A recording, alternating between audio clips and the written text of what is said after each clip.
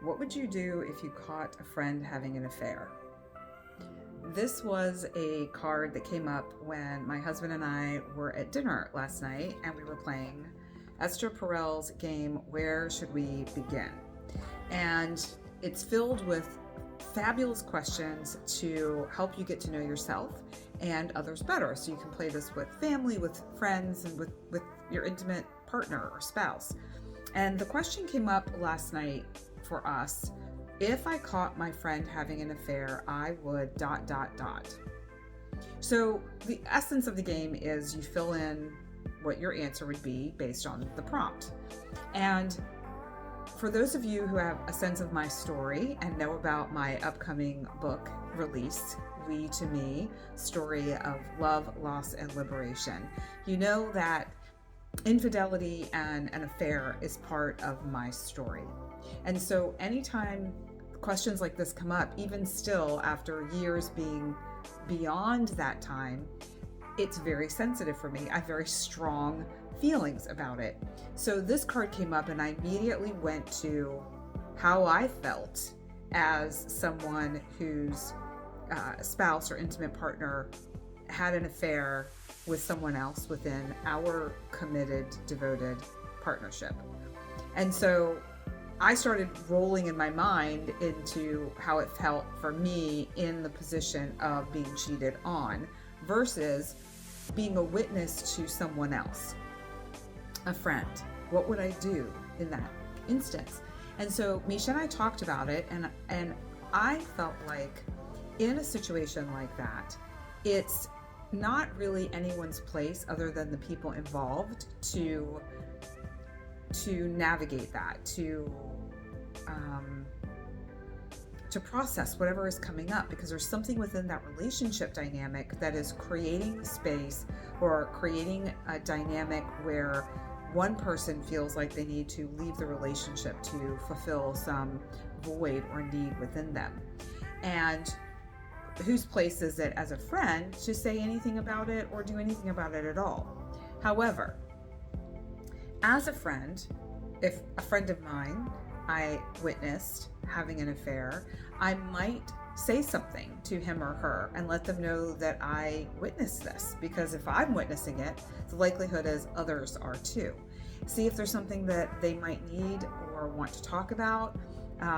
Maybe there's a way that I can be supportive, sharing my story and things that happened in my life, or perhaps they're not interested at all. So just asking a question, sharing what you know and asking a question, I think will give you a lot of information. And the other part of that for me was the level of trust that I have in this friend based on this behavior. So that may not have a direct correlation or reflection on how they show up for me and our friendship, but if they can lie to their spouse, someone that they have potentially created a family with and a life with, is that an indication that there might be some level of integrity that's out of balance, and that can I trust that person to hold information about my life or intimate sharing that I may share with them? So that was my take on it. And my husband also added to that and said for him, he didn't necessarily feel like he wouldn't be able to trust them, although that could be part of the story, depending on if he talked to them and had a conversation with them about it. He also went on to say that there might be other things going on that we don't know about, and how could we possibly have any, and not even that our opinion even matters, but how can we formulate an opinion without having all the information, which I also agree with. Now, because I was in a situation where I was cheated on, and I also recognized that I played a role in that, in the relationship breakdown that led to that place. I also feel like when you're in an intimate partnership and you're not feeling like you are receiving what you need, or you are not feel like you're being understood, or there's a breakdown somewhere within the relationship, that is a prime opportunity for you, or for me if it's something happening in my world, to speak to that with my partner, to talk to him or her and have an open dialogue about how I'm feeling and let them know what's going on. Not jump out to explore over here and see if it works out, and if it does, then sayonara, or if it doesn't, oh, I'm back here where it's safe and sound. Not really what I want, but at least I have this person, at least I have this life. They're not really taking responsibility for themselves by being dishonest with their partner so that they can go and explore and see how they want to feel or what they want over here. It's, to me, feels a little bit selfish. Now, being self-focused and saying to your partner, I need more conversation. I need more time for us to connect intimately. Maybe the intimacy part is really the crux of it. Maybe one person needs more sexual interaction than the other person. Maybe that person is feeling really disconnected from their partner.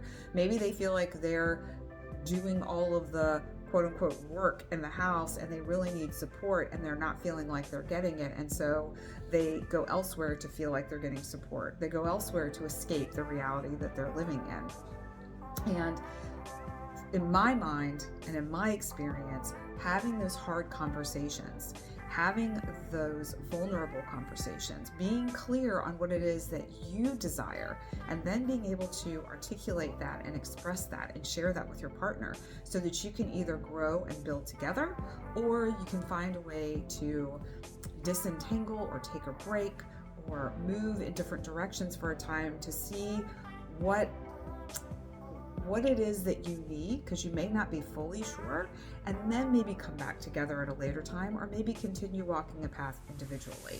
So it was a really big question. I think we spent more time on that one question than we did on the rest of them that we talked about that night. And I feel like it's something that when it comes to infidelity and it comes to how we feel about it and what we think about it, can we have more of an open conversation around it? I have more to say on this, and there's obviously more also in the book, but just a question for you to ponder. And maybe if you're in a situation right now within your intimate partnership and you're feeling an itch to go over here and look around and explore, maybe instead of going over here, it's time to come in here, get very clear on what it is that you desire for yourself and for your life, and then have that conversation with your partner. Give him or her a chance to show up at the table differently and engage with you in a different way. And you never know what type of magnificence can come from that conversation, that vulnerability. Remember, we learn from one another, so please do share with someone you think may benefit, and I will see you again here very soon with more relationship support. And if you're interested in learning more about my book, We to Me, there will be a link in the description below. Ciao for now.